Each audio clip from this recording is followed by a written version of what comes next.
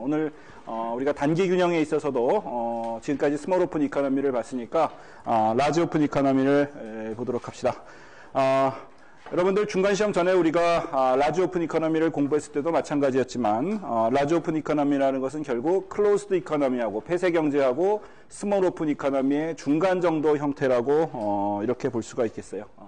자, 라지 오픈 이코노미가 되면 스몰 오픈 이코노미하고 뭐가 달라질까? 우리가 가장 이 라지 오픈 이코노미의 단기 균형에서 스몰 오픈 이코노미하고 다른 점은 이제 이자율이라고 하는 것이 해외 이자율에서 고정되어 있는 것이 아니라 국내 시장에서 일단 결정되는 이런 식으로 우리가 모형을 할 거예요. 그래서 우리가 폐쇄 경제에서 국내 이자율이 어떻게 결정이 됐었어요? IS 곡선과 LM 곡선이 만나는 점에서 결정이 됐었죠. 그래서 라지 오픈 이코노미에서는 먼저 폐쇄 경제처럼 ISLM 모형에 의해서 IS 곡선과 LM 곡선이 만나는 점에서 단기 균형 국민소득과 단기 균형 이자율이 결정이 되고, 이렇게 이자율이 결정이 되고 나면 이제 우리가 오픈 이코노미를 다루고 있기 때문에 그 이자율 수준에 따라서 자본이 해외로 나가기도 하고 들어오기도 하고 그래서 해외 소위 말해서 순자본 유출이라고 하는 넷 캐시 플로 그 캐피탈 플로우라고 하는 것이 결정이 되고, 거기에 따라서 이제 순수출과 넷 캐피탈 아웃플로우가 만나는 점에서 균형 환율이 결정되는 이런 식으로 우리가 모형화를 하겠어요. 그래서 우리 세 가지 라지 오픈 이코노미를 특징 짓는 세 가지 이퀘이션을 써보도록 합시다. 첫 번째는 IS 곡선이 되겠죠. IS 곡선은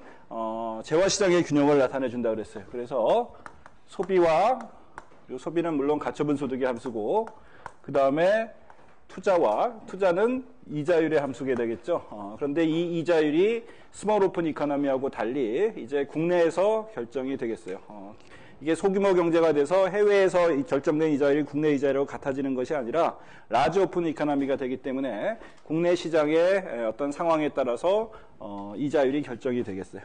그 다음에 정부 지출이 있을 것이고, 그 다음에 오픈 이코노미가 되기 때문에 여기에 순수출이 하나가 더 들어가겠죠. 근데 이 순수출은 무엇의 함수예요?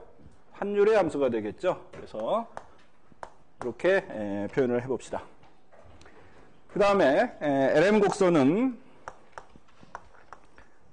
실질 화폐의 공급이 실질 화폐의 수요하고 같아져야 되는데, 이 수요는 뭐의 함수냐 하면 화폐 수요는 이자율과 소득의 함수라고 이렇게 얘기를 했었어요. 그 다음에 이제 마지막 식으로서 순수출이라고 하는 놈은 환율의 함수였는데, 이것이 균형에서 뭐하고 같아지냐면 넷 캐피탈 아웃플로우하고, 우리가 CF라고 이렇게 표시를 해봅시다. 캐피탈 아웃플로우하고 같아지게 되는데, 이 캐피탈 아웃플로우는 무엇의 함수가 되냐면 이자율의 함수가 되겠어요. 그래서 이 이자율이 굉장히 높은 수준이라 그러면 해외에서 자금이 국내로 들어오고, 이자율이 낮아지면 자금이 해외로 나가고, 그래서 캐피탈 아웃플로우는 이자율의 함수라고 이렇게 써봅시다. 처음 두 식은 우리가 지금까지 봤던 먼델 플레밍 모형이었고, 사실은 그 다음에 여기에 하나가 더 들어간 이런 식으로 우리가 표현을 해볼 수가 있겠어요. 근데 이 식을, 세 개의 식을 이렇게 쳐다보니까, 이 식은 여기 세 개를 썼지만, 사실은, 하나를 없애고 두 개의 식으로, 표현할 수가 있어요. 왜? 여기에 순수출이라고 하는 놈이 들어가 있는데, 순수출은 캐피탈 아웃플로우에 하고 같아지기 때문에, 이놈을 이 마지막 식을 없애고 이것을 여기다가 대입을 해주면, 순수출을 지우는 대신에, 여기다 캐피탈 아웃플로우를 이렇게 표현해 줄 수가 있겠어요. 이렇게 표현을 하고 나니까 이제 이 식은, 재화시장의 균형을 나타내는 식은 Y와 R의 어떤 조합으로서 표시가 가능하죠. 조금 전에는 우리가 Y와 R, 그 다음에 환율이라는 세 개의 내생 변수가 있었는데, 환율이라는 것을 없애고 이렇게 이자율과 Y의 조합으로서 균형 조건을 도출할 수가 있겠어요. 자, 이렇게 써놓고 보니까 요놈이 하나가 더 들어갔을 뿐이지, 사실은 폐쇄 경제에서의 ISLM 모형하고 거의 같은 모양을 가지고 있어요. 단 차이점은 요거 하나가 더 들어갔다는 것이 되겠어요. 그 얘기는 무슨 얘기냐 하면 이자율이 올라가면 폐쇄 경제에서는 이자율이 올라가면 투자가 줄어들었어요. 그렇죠? 근데 여기서는 어떤 일이 벌어지냐면 이자율이 올라가면 투자가 줄어들 뿐만 아니라 거기에 더해서 한 가지 효과가 더 발생을 해요. 즉 여기 캐피탈 아웃플로우라는 텀이 하나가 더 생겨서 이자율이 올라가면 캐피탈 아웃플로우가 떨어지는, 즉 국내 이자율이 올라가면 국내에서 해외로 나가는 자금이 줄어들겠죠. 또는 해외에서 국내로 들어오는 자금이 많아질 거예요. 그래서 넷 캐피탈 아웃플로우가 줄어들게 되고, 이놈이 줄어들게 되면 아까 세 번째 균형식에서 사실은 NX가 줄어들게 돼서 Y가 줄어드는, 즉 폐쇄 경제에서는 이 위에 요거 하나의 메커니즘밖에 존재하지 않았었는데 이제 추가적으로 순수출을 통해서 Y에 영향을 주는 또 다른 메커니즘이 하나가 더 만들어졌다고 볼 수 있겠어요. 그래서 사실 라지 오픈 이코노미라고 하는 것은 별게 아니고 폐쇄 경제에다가 요 놈이 하나가 더 들어갔다. 뭐 이렇게 우리가 일단 이해를 해도 되겠어요. 자, 그렇다 그러면 이제 이것을 Y와 R의 평면에서 그림을 그려면 LM 곡선은 이렇게 폐쇄 경제하고 똑같이 그릴 수가 있고 IS 곡선은 우하향하는 모습으로 그릴 수가 있는데, 왜? R과 Y 간에는 서로 마이너스 관계가 있기 때문에 IS 곡선은 우하향하는 모습으로 그릴 수가 있는데, 이때 이렇게 그려진 IS 곡선이 폐쇄 경제의 IS 곡선하고 한번 비교를 해봅시다. 다른 조건은 다 똑같다고 했을 때, 이를테면 뭐 한계 소비 성향이라든지 투자의 이자율 탄력성이라든지 뭐 이런 것들이 다 똑같다고 했을 때, 폐쇄 경제에서의 IS 곡선의 기울기와 라지 오픈 이코노미에서의 IS 곡선의 기울기는 어떤 게 더 가파르고 또 어떤 게 더 완만하게 돼 있을까요? 라지 오픈 이코노미의 IS 곡선의 기울기가 더 완만하게 그려질 거예요. 왜 그럴까요? 폐쇄 경제에서는 이 메커니즘 하나만 존재한다 그랬어요. 그래서 R이 이를테면 1%포인트만큼 올라갔을 때 투자가 얼만큼 줄어드는데, 라지 오픈 이코노미에서는 여기에 하나가 더 있기 때문에 Y를 더 줄이는 역할을 하겠죠.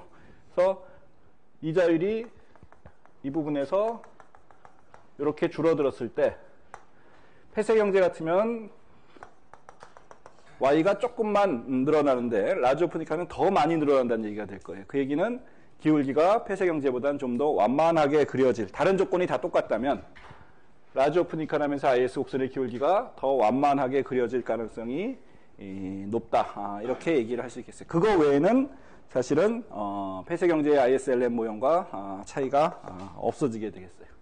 그래서 IS 곡선과 LM 곡선이 만나는 점에서 균형 Y 스타와 균형 이자율이 이렇게 결정이 될 것이고, 이렇게 일단 결정이 되고 나면, 실질 이자율이 결정이 되고 나면 이제 넷 캐피탈 아웃플로우가 얼만큼인지를 우리가 알 수가 있을 거예요.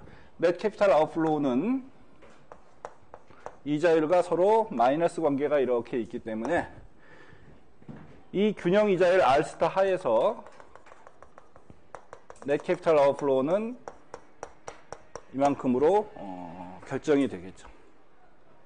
넷 캐피탈 아웃플로우가 이렇게 결정이 되면 다시 넷 캐피탈 아웃플로우라고 하는 것은 순수출하고 같기 때문에 여기 순수출과 환율이라는 이 평면에서 넷 캐피탈 아웃플로우는 이런 식의 직선으로 나타날 것이고, 왜냐하면 넷 캐피탈 아웃플로우는 환율의 영향을 받지 않기 때문에, 그 다음에 순수출 곡선은 환율과 서로 플러스 관계에 있어서 이런 식으로 표현이 되겠죠. 그러면 두 선이 만나는 점에서 실질 환율이, 균형 실질 환율이 결정이 되겠어요.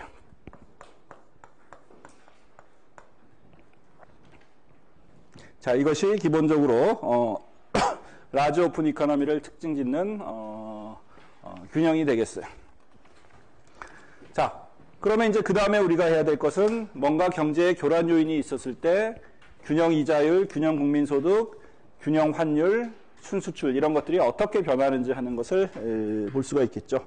대표적으로 우리가 재정정책이 있었을 경우, 뭐 꼭 재정정책이 아니더라도 하여튼 IS 곡선을 움직이는 어떤 샥이 발생했을 경우, 그 다음에 두 번째로는 LM 곡선이 움직이는 어떤 충격이 발생했을 경우, 대표적으로 뭐 통화정책의 경우가 되겠어요. 그래서 재정정책과 통화정책이 있었을 때 라지 오픈 이코노미에서의 균형 조건이 어떻게 변하는지 하는 것을 보도록 합시다.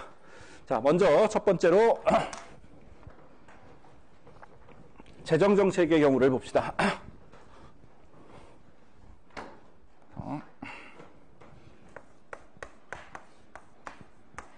G를 증가시키거나 또는 T를 줄여줬을 때, 텍스가 줄어들었을 때 균형이 어떻게 변하는지 하는 것을 보도록 합시다. 자, 우리가 계속 공부를 했지만 확장적인 재정정책을 사용하게 되면 G를 늘려주게 되면 IS 곡선이 오른쪽으로 이동을 하게 될 거예요. 그래서 이런 식으로 이동을 하게 되고, 이렇게 이동을 하면 그 결과 소득은 증가하고 실질 이자율은 상승하는 과정을 우리가 공부를 했었어요. 실질 이자율이 이렇게 R스타에서 R1으로 올라가니까 넷 캐피탈 아웃플로우는 줄어들게 되겠죠. 국내 이자율이 과거에 비해서 더 높아졌기 때문에 해외에서 국내로 자금이 들어오고 또는 국내에서 해외로 나가는 자금이 줄어들고, 그래서 넷 캐피탈 아웃플로우가 줄어들게 되고, 따라서 곡선이 왼쪽으로 이렇게 이동을 하게 돼서 실질 환율은 떨어지고 순수출은 줄어드는 그런 효과가 발생을 하겠어요. 자, 이 그림을 보고 이런 재정정책의 효과를 보고서 우리가 여기서 또 하나 주의해서 봐야 될 것이, 우리 폐쇄경제를 공부할 때 정부 지출이 증가하면 원래는 정부 지출 승수만큼 Y가 증가해야 되지만 이자율이 상승을 해서 민간 투자가 줄어드는 구축 효과가 부분적으로 발생한다고 얘기를 했었어요. 그죠? 자, 여기서도 마찬가지로 정부 지출 증가로 이자율이 상승을 해서 민간 투자가 구축되는 구축 효과가 부분적으로 발생을 하고 있어요. 그렇지만 구축 효과가 이거 하나만 발생하는 것이 아니라 라지 오픈 이코노미가 되면 또 하나의 구축 효과가 더 발생을 해요. 어떤 구축 효과? 이제 넷 캐피탈 아웃플로우가 줄어들어서 순수출이 줄어드는 이런 구축 효과가 하나가 더 발생을 하게 되겠어요. 그래서 폐쇄 경제에서는 이자율 상승에 따른 투자 감소라는 구축 효과 하나만 있었는데, 이제 이 효과 말고도 순수출이 줄어드는 구축 효과가 하나가 더 발생을 했어요. 우리가 스몰 오픈 이코노미에서는 확장적인 재정 정책을 쓰면 어떤 일이 벌어졌어요? Y에 영향을 주지를 못했었죠. G가 증가하는 것만큼, 정부 지출이 증가하는 것만큼 똑같은 크기로 순수출이 줄어들었어요. 그래서 Y에 영향을 주지를 못했었죠. 여기서는 어때요? 투자도 줄어들고 순수출도 줄어들어요. 폐쇄 경제처럼 투자도 줄어들고 스몰 오픈 이코노미처럼 순수출이 줄어드는 구축 효과가 두 개가 다 발생을 하고 있어요. 우리가 수업 시작하면서 뭐라고 얘기를 했냐면, 라지 오픈 이코노미는 클로즈드 이코노미와 스몰 오픈 이코노미의 중간 정도 형태라고 얘기를 했었어요. 그죠? 요놈은 클로즈드 이코노미, 요놈은 스몰 오픈 이코노미. 그 두 개가 다 발생하는 게 라지 오픈 이코노미가 되겠어요. 그래서 그런 측면에서도 구축 효과라는 측면에서도 라지 오픈 이코노미는 폐쇄 경제와 소규모 개방 경제의 특징을 둘 다 가지고 있다라고 얘기를 할 수가 있겠어요. 그럼에도 불구하고 스몰 오픈 이코노미에서는 순수출이 줄어들어서 Y에는 영향을 주지 못했는데, 여기에서는 Y에 영향을 주지요. Y가 증가를 했어요. G를 증가시키면 이런 두 가지 형태의 구축 효과가 다 발생하고 있음에도 불구하고 y는 증가하는 형태로 나타나고 있어요. 이거는 폐쇄 경제하고 비슷한 거죠. 폐쇄 경제에서는 g를 증가시키면 구축 효과가 일부 발생하지만 y가 증가를 했어요. 일반적인 경우로. 여기에서도 마찬가지로 라지 오픈 인카렘에서도 g를 증가시키면 두 가지 구축 효과에도 불구하고 y가 증가하는 효과를 가지고 있어요. 자, 그 다음에 이제 통화 정책을 봅시다.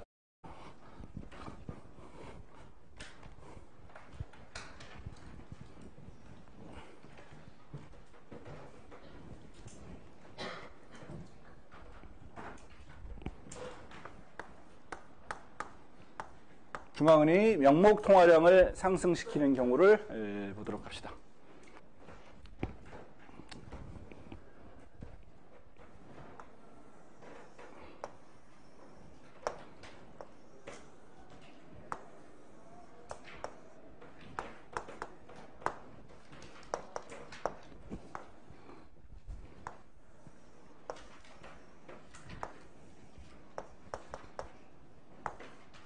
원래 균형에서 단기 균형에서 y가 y 스타, 이자율이 r 스타로 균형을 이루고 있다고 합시다. 그럼 이 이자율 하에서 net capital outflow는 이렇게 결정이 될 것이고,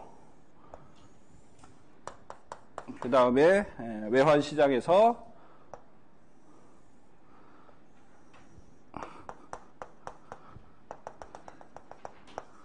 실질 환율은 이와 같이 결정이 되고 있었어요. 자, 이런 상황에서 이제 확장적인 통화 정책을 시행을 하면 LM 곡선이 오른쪽으로 이렇게 이동을 하게 될 것이고, 이렇게 이동하면 Y는 상승을 하고 실질 이자율은 하락을 하겠죠. 실질 이자율이 하락을 했으니까 국내 이자율이 더 낮아졌으니까 이제 자본 유출이 더 많이 발생을 해서 net capital outflow가 이렇게 증가를 하게 되고, 거기에 따라서 환율은 상승을 하고 순수출은 증가를 하게 되겠어요. 자, 여기서 우리가 폐쇄 경제에서는 통화량을 증가시키면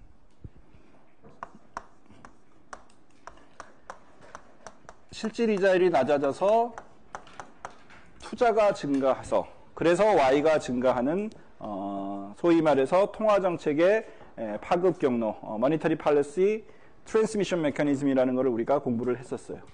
그러니까 우리가 그리고 이것을 이자율 경로다 이렇게 우리가 얘기를 했었죠.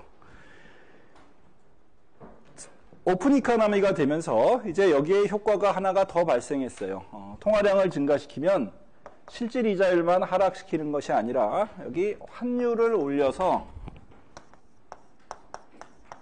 우리나라로 말하면 원화 가치가 하락을 해서 우리 수출품이 더 싸지게 되고, 우리 수출품이 싸지게 되면서 수출이 증가하는, 그래서 NX가 늘어나는 효과가 하나가 더 발생을 했어요. 우리가 이것을 스몰 오픈 이코노미를 공부하면서 환율 경로라고 이렇게 얘기를 했었죠.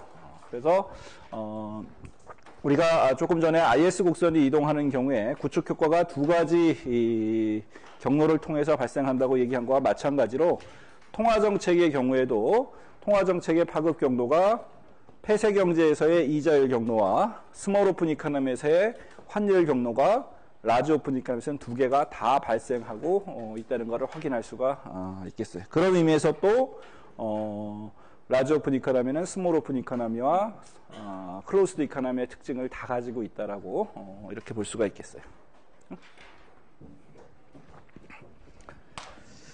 자, 여기 라지 오픈 이코노미에서 간단하게 봤고, 다음으로 우리가 다음 챕터를 넘어가기 전에 우리가 먼델 플레밍 모형을 잠시 조금 다른 각도로 한번 복습을 한번 해봅시다.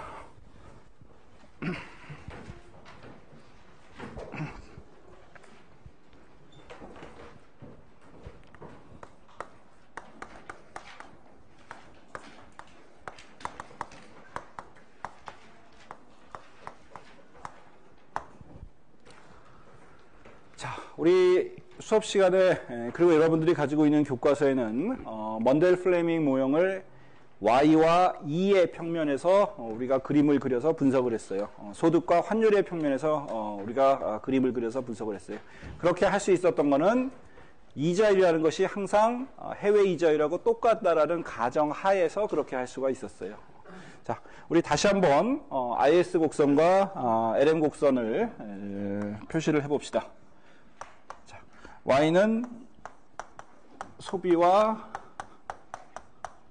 투자와 정부 지출, 그 다음에 순수출의 합으로 결정이 되고, 이때 순수출은 환율의 함수라고 이렇게 얘기를 했어요. 그 다음에 LM 곡선은 이렇게 표현을 했고, 그 다음에 스몰 오픈 이코노미에서는 우리가 여기에다가 한 가지 더 조건을 넣었어요. 뭐였냐면 R은 R스타하고 같아진다라고 이렇게 우리가 가정을 하고 분석을 했었어요.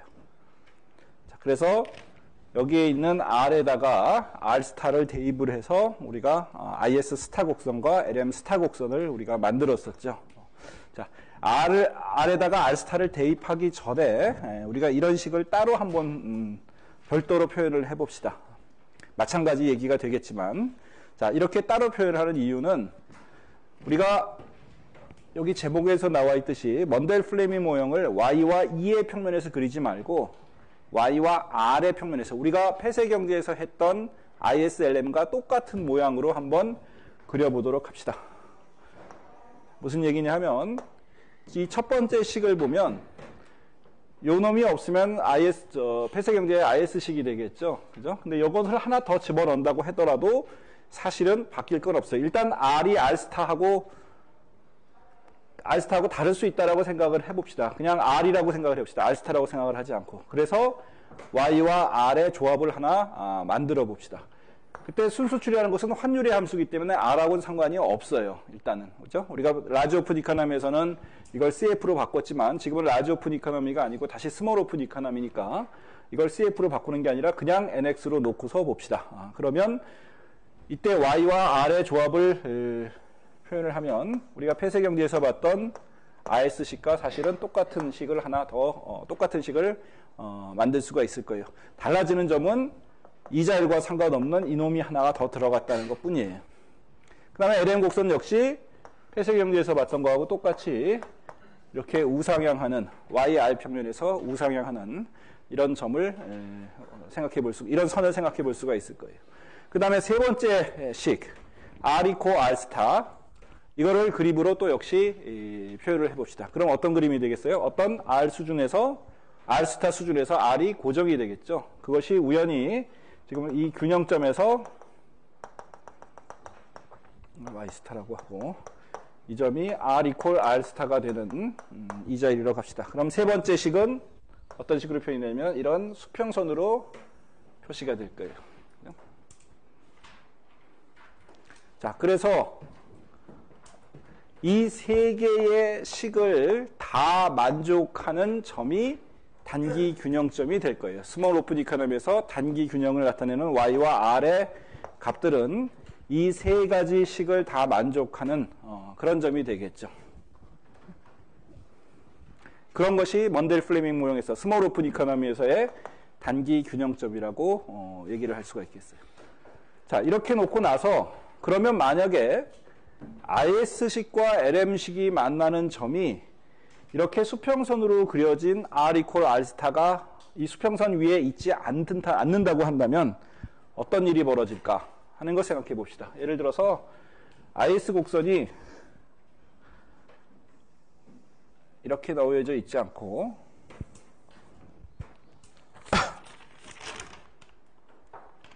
이를테면 이렇게 돼 있다고 합시다. 자, 그러면 우리가 알고 있는 바에 의하면 IS, LM이 만나는 점이 이 점에서 국내 이자율이 이렇게 결정이 될 거예요.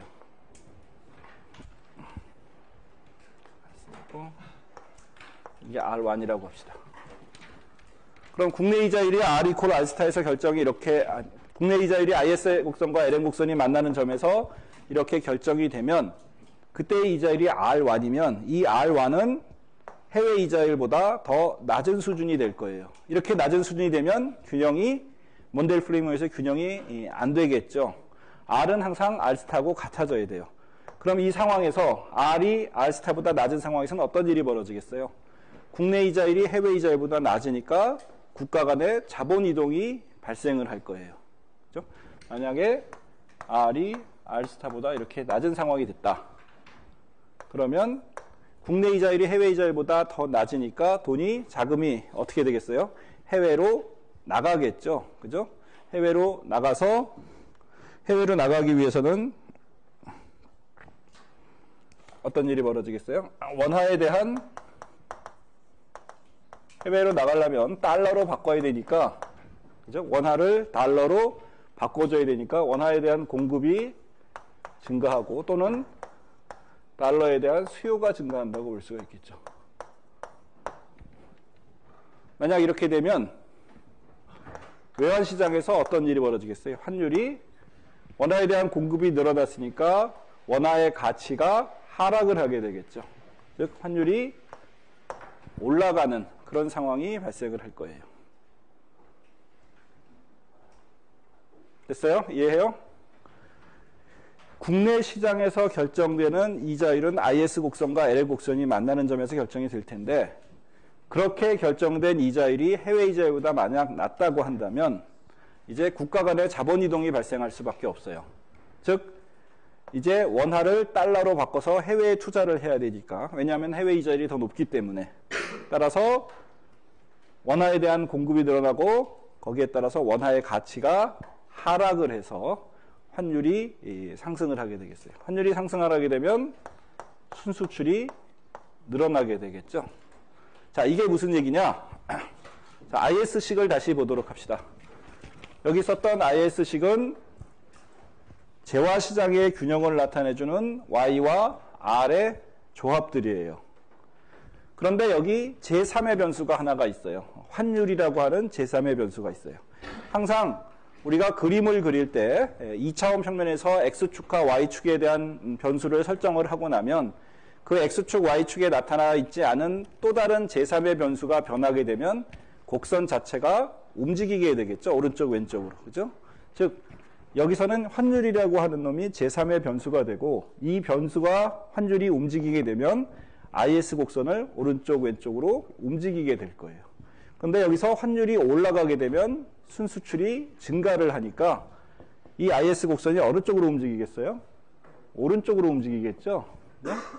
다시 말하면 지금 여기에 이렇게 놓여져 있던 IS 곡선이 여기에 계속 있을 수가 없고, 왜냐하면 이거는 국내 시장에서 ISL 재화시장과 화폐시장의 균형을 얘기해주는 거는 맞지만 스몰 오픈 이코노미가 되면서 해외 시장에서 결정된 이런 R스타까지 만족시키는 그런 균형점이 아니에요. 그래서 이 해외 시장에서 만들어진 국제 이자율 수준으로 이자율이 상승하게 만들어줘야 돼요. 그래야지 이 스몰 오픈 이코노미에서의 균형이 성립이 될 수 있겠어요.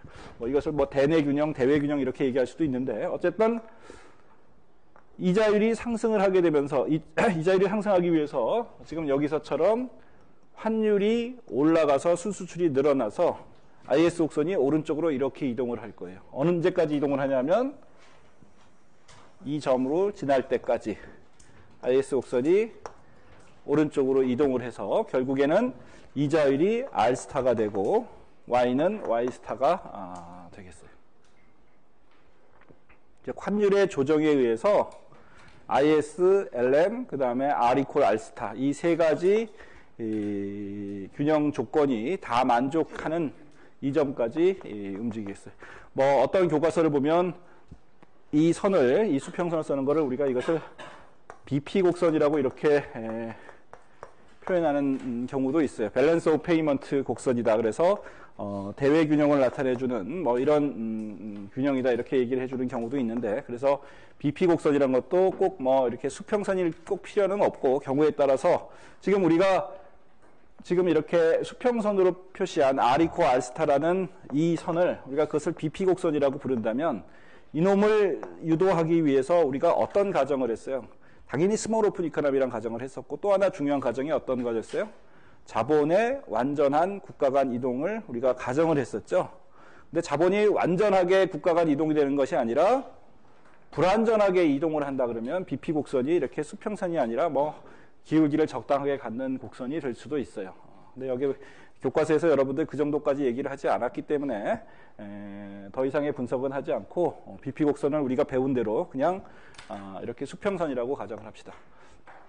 자, 어쨌든 이런 상황에서 이 점은 계속해서 단기균형점이 될 수 없고, 단기균형점이 되기 위해서는 IS 곡선이 이렇게 이동할 수밖에 없다. 이런 내용이 되겠어요. 반대로 경우가 되면 IS 곡선이 원래 이런 위치에 있었다. IS LM이 만나는 점이 이런 점이 돼서 국내 시장에서 결정된 이자율이 해외 시장에서 결정된 이자율 R스타보다 더 높은 수준이다. 이렇게 돼 있다라고 한다면 어떻게 했어요? 이제 자금이 우리나라 국내 이자율이 더 높으니까 해외에서 자금이 들어올 거예요. 해외 자금이 들어와서 우리나라 자산에 투자하기 위해서는 달러를 원화로 바꿔줘야 될 것이고, 그러면 원화에 대한 수요가 증가하고, 그죠? 또는 뭐 달러의 공급이 증가한다고 할 수도 있고, 그러면 우리나라 수요가 증가하니까 원화의 가치가, 원화의 가격이 상승을 할 거예요. 또는 달러의 가격이 하락을 하겠죠. 그렇게 되면 환율이 떨어져서 순수출이 하락을 하게 되고, 이 얘기는 이 IS 곡선이 이제 왼쪽으로 이렇게 이동을 해줘야 된다는 얘기가 되겠어요. 우리가 지금까지 봤던 수업 시간에 했던 Y와 E 평면에서 그린 IS 스타, LM 스타, 먼델 플레밍 모형하고 똑같은 얘기를 Y와 R 평면에서 그림을 그려서 한 거예요. 다른 점은 사실 완벽하게 똑같은 얘기인데, 우리가 수업 시간에 봤던 거는 Y와 E 평면에서 그랬어요. R스타라는 건 고정되기 때문에 고려를 안 해버렸어요. 그죠? 변수가 3개가 있어요. Y가 있고, R이 있고, E가 있어요. 이 3개의 변수를 3차원 평면에서 그리면 좋겠는데, 그러면 우리가 잘 보기가 힘드니까 3개의 변수를 2개로 줄여서 일단 평면 상에는 2개를 표시하고 제3의 변수는 곡선을 이동시키는 거로 보자. 이런 얘기가 되겠어요. 그래서 우리가 지난 시간까지 수업 시간에 한 얘기는 Y와 E를 환율과 소득을 초점을 맞춰서 그림을 그리고, 거기서 IS 스타와 LM 스타를 Y와 재화시장과 화폐시장의 균형을 나타내주는 Y와 E의 조합을 찾아낸 거예요. 그리고 R 스타가 변할 때는 이제 곡선 자체가 뭐 움직이든지 이렇게 되겠죠. 여기서는 폐쇄 경제에서 봤던 것처럼 Y와 R의 조합을 가지고 그림을 먼저 그리고 제3의 변수를 E로 만들어서, 아까는 이게 제3의 변수가 아니었는데 지금은 제3의 변수를 만들어서 이걸 가지고 이제 ISLM을 움직이게 만드는 변수로 만들어준 거예요. 그래서 두 개가 사실 완벽하게 똑같은 얘기인데, 그림을 Y축에 표시된 그림을 뭘로 사용하느냐에 따라서 그림이 좀 달라질 그럴 따름이겠어요. 자, 그러면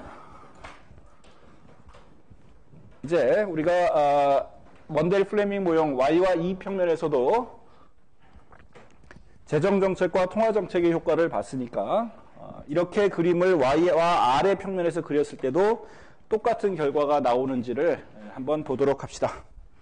자, 먼저 변동환율제 하에서 재정정책과 통화정책의 효과를 봅시다. 자, 먼저 첫 번째로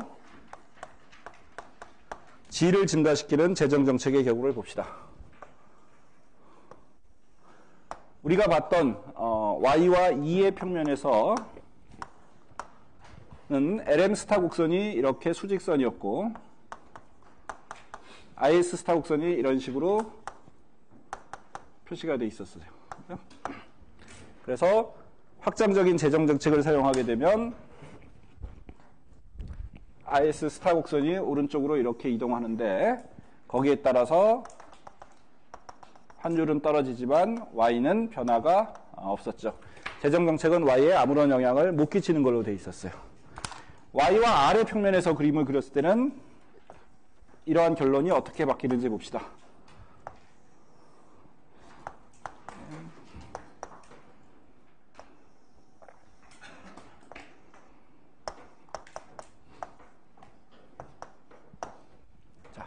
확장적인 재정 정책을 사용하게 되면 IS 곡선이 오른쪽으로 이렇게 이동을 하겠죠. 이렇게 이동하면 어떤 일이 벌어져요?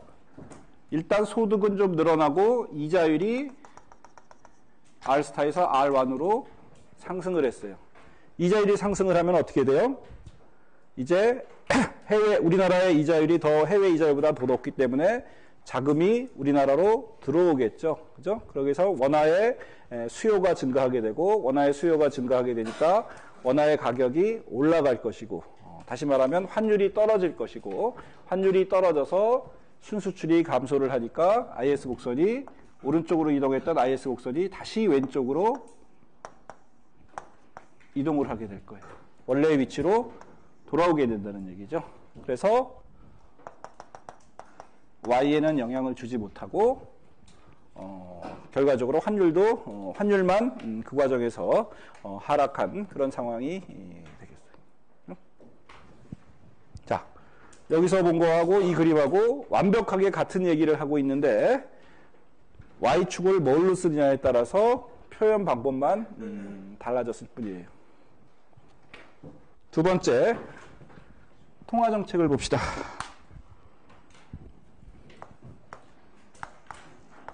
통화량을 증가시키는 통화정책을 봅시다. 우리가 지난 시간까지 봤던 먼델 플레밍 모형에서는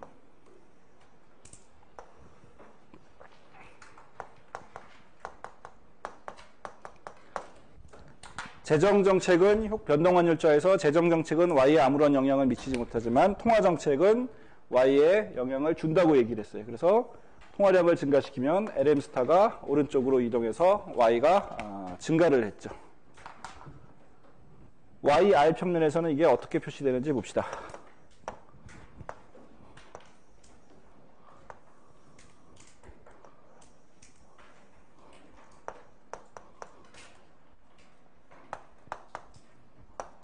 자, 통화량을 증가시키면 LM 곡선이 오른쪽으로 이렇게 이동을 하게 될 거예요. LM 곡선이 이동을 하게 되면 이자율이 하락을 하겠죠. 이자율이 하락을 하게 되면 어떻게 돼요? 이번엔 역시 환율에 영향을 미치게 될 거예요. 이자율이 하락을 하니까 자금이 우리나라에서 해외로 빠져나갈 것이고, 해외로 빠져나가기 위해서는 원화를 달러로 바꿔줘야 되니까 원화의 공급이 늘어나고 달러의 수요가 늘어나서 원화의 공급이 늘어난다는 얘기는 원화의 가치가 하락을 한다는 얘기고, 원화의 가치가 하락을 한다는 얘기는 환율이 올라간다는 얘기가 되겠죠. 환율이 올라가면은 순수출이 늘어나서 IS 곡선이 이렇게 오른쪽으로 이동을 해준다는 얘기가 되겠어요. 그래서 새로운 균형점은, 원래의 균형점은 여기였는데 새로운 균형점은 여기로 이동을 해서 소득이 Y가 증가를 하고, 그죠? 마치 여기서 본 것처럼 Y가 증가하는 효과를, 똑같은 얘기를 YR 평면에서도 할 수가 있겠어요. 그죠? 이 과정에서 IS가 이동하는 과정에서 순수출이 늘어났다는 얘기는 환율이 올라갔다는 얘기가 되겠죠.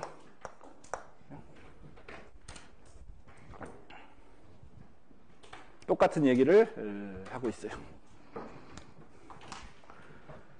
세 번째, 고정환율제의 경우를 봅시다.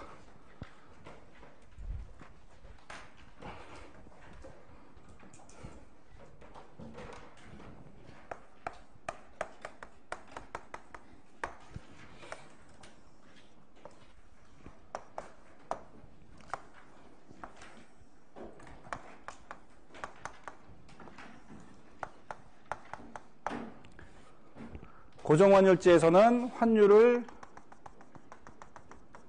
일정한 이 수준에서 유지를 해야 되기 때문에 IS 곡선이 확장적인 재정정책으로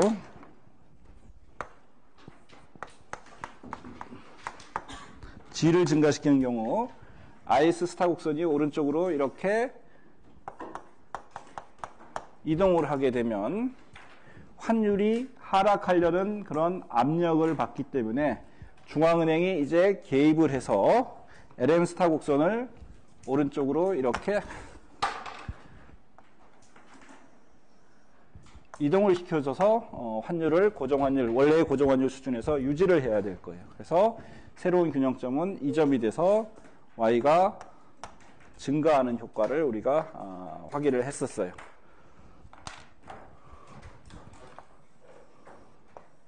YR 평면에서는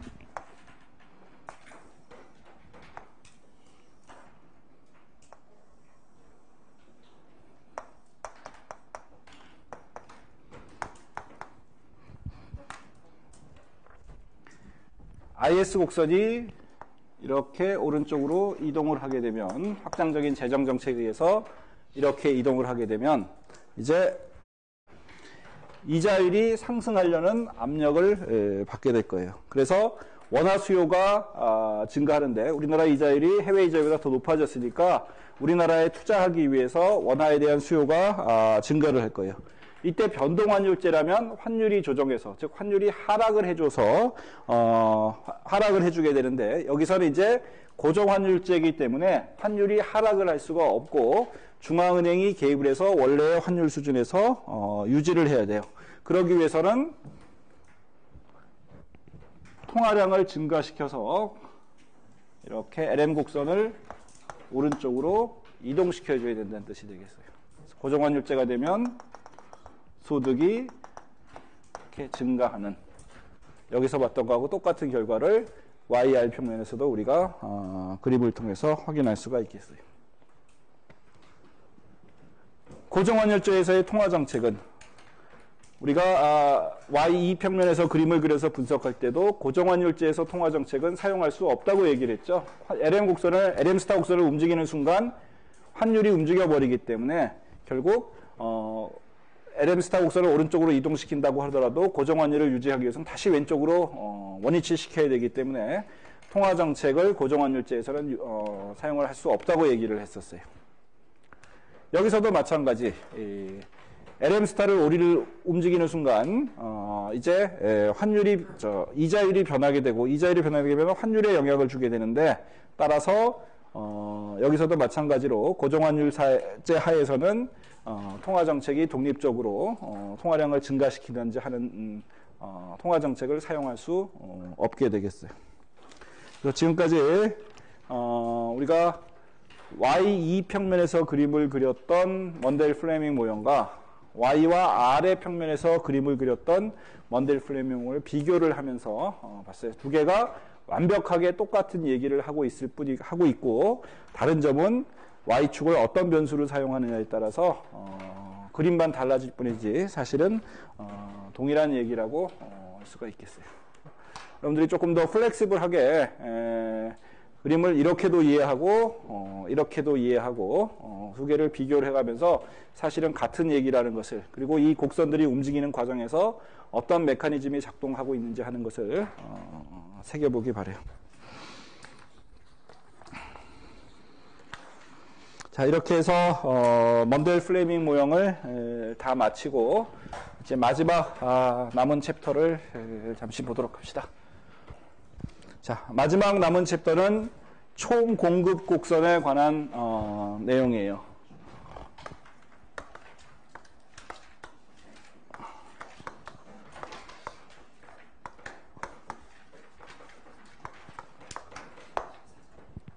자, 우리가 지금까지 ISLM 모형 또는 먼델 플레밍 모형에서 우리가 봤던 내용들은, 그리고 그 과정에서 우리가 Y라고, 우리가 단기 규정점에서 결정된 Y라고 하는 놈은 사실은 총 수요를 나타내는 놈이에요. 내가 수업 시간에 계속 단기 균형 국민 소득이라고 얘기를 했지만 그것이 결국에는 총 수요를 얘기를 해요. 왜 그럴까? 우리가 지금까지 가정했던 단기 총 공급 곡선은 수평선이었어요. 그죠? 우리가 총 수요 곡선을 도출하는 과정에서도 Y가 P가 있고, 우리가 먼델 플레밍 모형에서도 그렇고 ISLM 모형에서도 그렇고 결국 총 수요 곡선이라는 것을 도출을 했었고, 총 수요 곡선은 이와 같은 모양을 갖는다고 이렇게 얘기를 했었어요.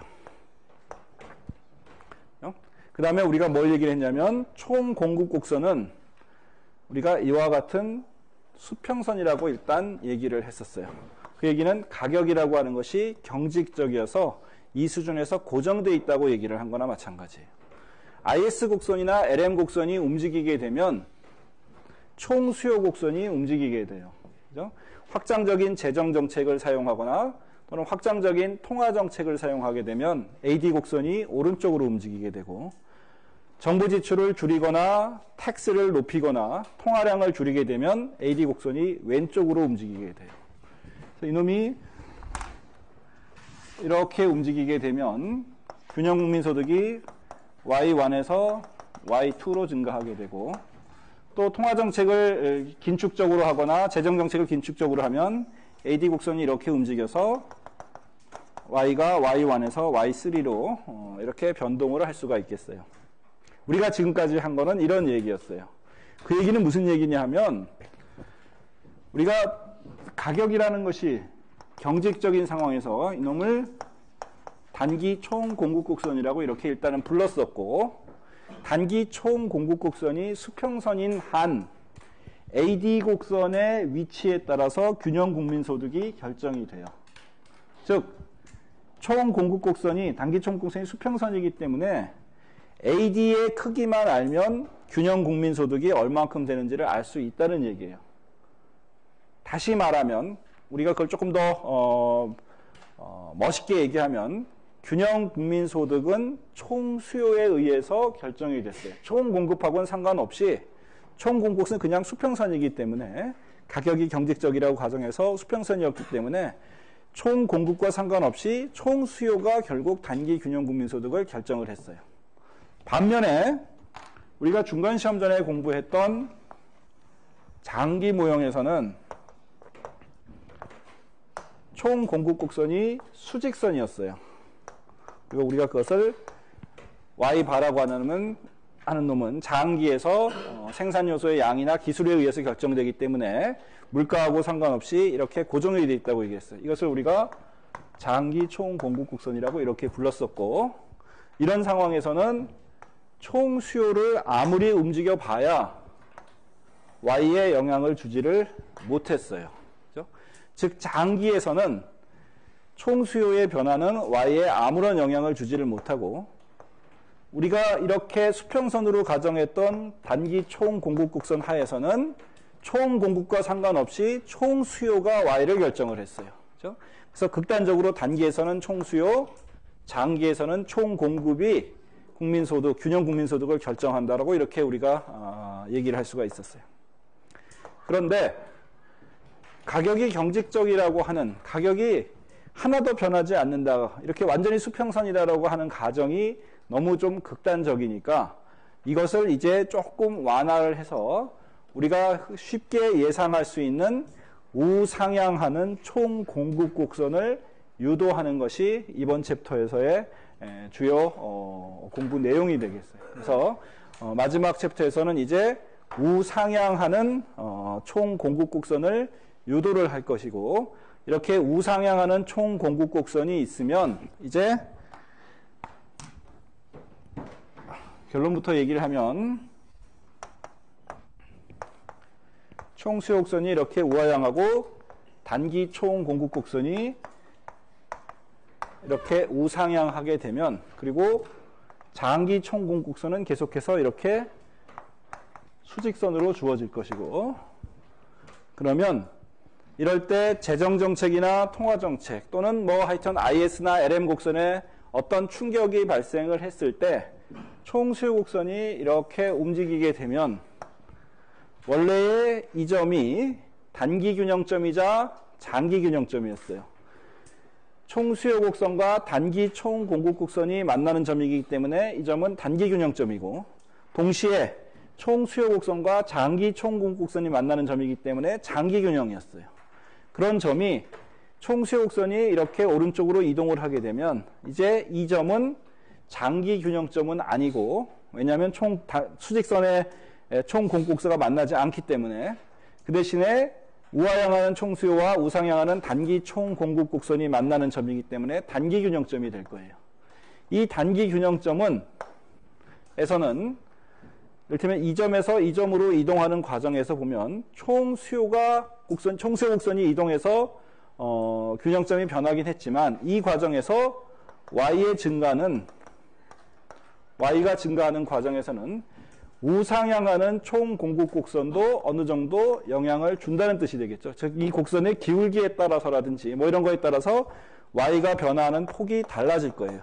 여기서는 AD가 이만큼 움직이면 단기 균형 소득이 그만큼 움직였어요. 똑같은 크기로 움직여졌어요. 그죠? 이제 더 이상 AD가는 이만큼 움직이지만 균형 소득은 이만큼만 움직이게 되겠죠. 그래서 단기 총 공급 곡선이 우상향하는 범위 내에서는 총 공급도 단기 균형점을 결정하는데 일정 역할을 하고 있다라고 얘기를 할 수가 있겠어요. 그래서 우리가 앞으로 해야 될 일은 이제 단기 총 공급 곡선이 왜 우상향하는지, 그 다음에 이렇게 우상향하는 단기 총 공급 곡선이라고 하는 것이 사실은 여러분들이 많이 들어봤을 필립스 곡선이라고 하는 거하고 결국 거의 같은 것이다. 그래서 필립스 곡선이라는 게 뭐예요? 원래는 실업률과 인플레이션율 간의 관계를 나타내 주는 거죠. 그 관계식이 사실은 우상향하는 총 공급 곡선하고 동전의 앞뒷면 같은 얘기고, 그 과정에서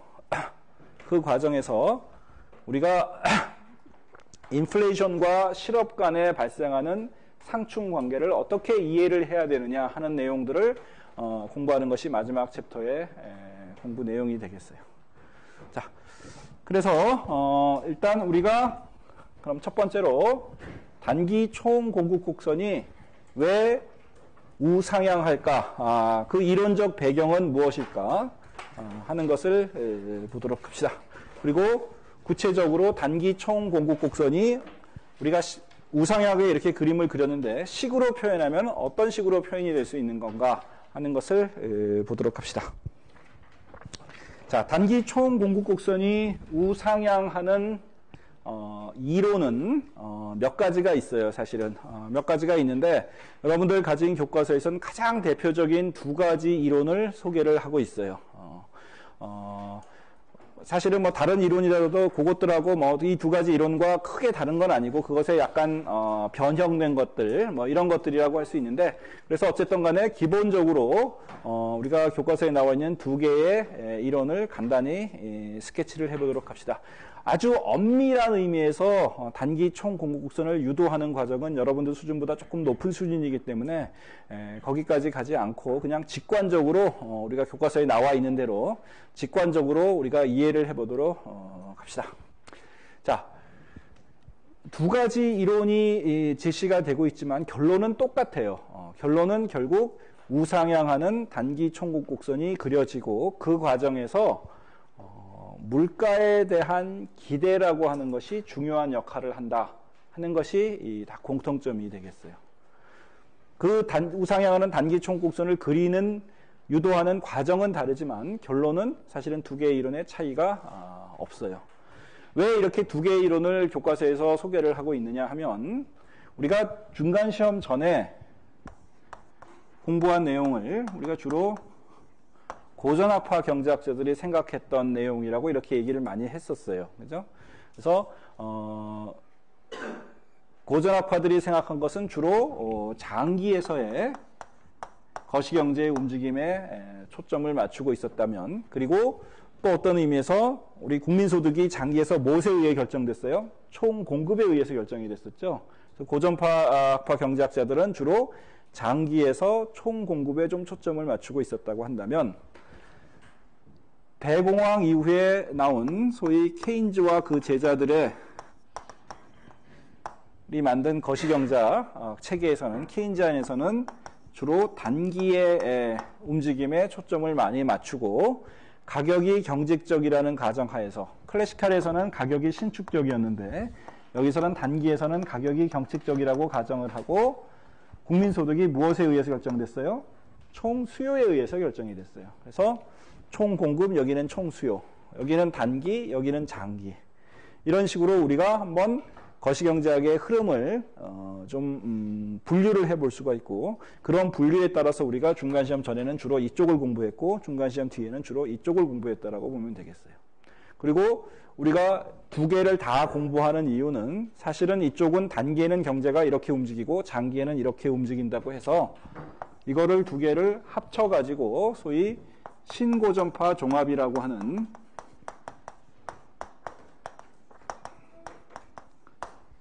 네오클래시칼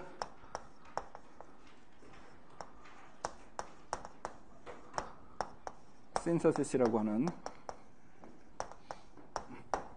어떤 거시경제학의 주류 거시경제학의 흐름이 하나가 만들어졌어요. 그래서 클래시칼과 케인즈안의 내용을 부분적으로 합쳐서 장기와 단기, 총수요와 총공급, 가격이 단기에서 경직적, 장기에선 신축적 뭐 이런 식으로 해서 장기 단기를 분류하면서 신고전파 종합이라는 그런 체계가 만들어졌어요.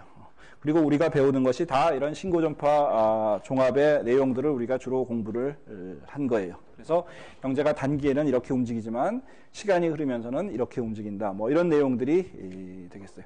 단기적으로 Y가 Y 바하고 잠재 GDP하고 달라질 수 있지만 결국에는 잠재 GDP 수준으로 돌아간다. 뭐 이런 내용들이 되겠어요. 자, 그런데 여기서부터 이제 그 이후에 거시경제학자들이 또 조금씩 견해들이 좀 나눠지기 시작을 했어요. 몇 가지 측면에서 나눠지기 시작했는데 그 중에 한쪽을 우리가 소위 말해서 뭐 통화론자라고 머니타리스트라고 얘기하는 사람들이 있었고 그 뒤에 이제 새로운 그런 전통을 과거의 고전학파의 전통을 주로 많이 이어받은 일련의 경제학자들을 뉴클래시칼이라고 불러요. 그리고 과거의 케인즈안의 전통을 주로 이어받은 거시경제학자들을 또 뭐라고 그러냐면 뉴 케인즈안이라고 부르고 있어요. 그래서 뉴 클래시칼이라는 사람들 중에 일부는 어떤 경우에는 가격이라고 하는 것이 단기에서도 경직적이지 않고 신축적으로 움직인다고 얘기를 할 수 있는 사람들이고 뉴 케인즈안은 거기에 대해서 또 반론을 제기를 해서 우리가 배운 여러 가지 이론들 그런 이론들을 발전시킨 사람들이 되겠어요. 이 과정에서 굉장히 중요한 역할을 했던 것이 소위 합리적 기대라고 하는 것이 뉴 클래시칼 이코노미스트들이 이제 가지고 들어오면서 합리적 기대라는 것을 거시경제 모형에다가 이제 접합을 하고 나니까 이 사람들이 할 말이 없어졌어요. 합리적 기대라는 것을 반박하기가 굉장히 어려워진 거죠. 그래서 뉴 케인지안들도 합리적 기대라는 것을 받아들이게 되면서 가격이 경직적이라는 거하고 접목을 하려다 보니까 그래서 총수요가 중요하다는 사실을 강조하려다 보니까 뭐 여러 가지 이제 처음에는 좀 밀리다가 뉴 케인지안들이 밀리다가 이론적인 측면에서 나중에는 이제 사실은 뉴 클래시칼에 비해서 더 많은 사람들이 이쪽이라고 볼 수도 있고 그래서 두 학파들이 다시 서로 간에 또 의견 일치가 보는 부분들이 이렇게 또 많이 생기고 뭐 이렇게 됐어요. 그래서 우리가 배우고 있는 것은 신고전파 종합을 중심으로 해서 이런 내용들을 부분적으로 우리가 추가해서 배우고 있는 거라고 볼 수가 있고 그런 의미에서 두 가지 우상향하는 애그리게이트 서플라이 커브를 우리가 유도하는 게 하나는 이 사람들이 생각한 내용이고 또 하나는 이 사람들이 생각한 내용이 되겠어요. 그렇지만 결론은 똑같다. 뉴 클래시칼의 대표적인 우리가 배울 내용은 루카스라는 사람이 로버트 루카스라고 하는 사람이 만든 소위 루카스 서플라이 커브라는 것을 우리가 공부를 할 거예요. 그리고 뉴 케인지안들이 만든 내용, 소위 여러분들 가지고 있는 교과서의 저자인 맨큐도 뉴 케인지안에 속하는 사람이고, 그래서 뭔가 교과서에 그렇게 아주 명시적으로 쓰지 않지만 메뉴 코스트라든지 뭐 이런 것을 가지고 또 우리가 애그리게이트 서플라이 커브를 좀 유도를 할 수 있는 그런 내용이 되겠어요. 자, 그래서 이 두 가지 이론을 보고 시간이 거의 다 됐으니까 이 두 가지 이론을 보고 두 개가 사실은 내용은 똑같은데 강조하는 바는 조금 달라요. 아주 미묘하게 뉘앙스 차이가 좀 있어요. 그래서 다음 시간에 이 두 개의 이론을 우리가 유도를 하고, 그리고 나서 우리가 장기와 단기 균형이 단기와 장기 균형이 어떻게 움직여 나가는지 하는 내용을 보고, 마지막으로 필립스 곡선에 대해서 좀 더 보도록 합시다. 자, 일단 오늘 여기까지 하도록 하고,